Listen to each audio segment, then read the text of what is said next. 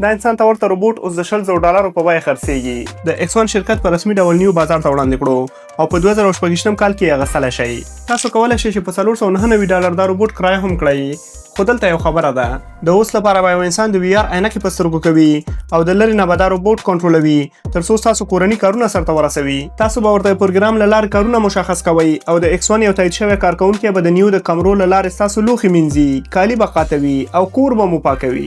شرکت ستاسې ډیټا ته اړتیا لري چې د نیو نوی ورژن ریډووډ پرې وروزي.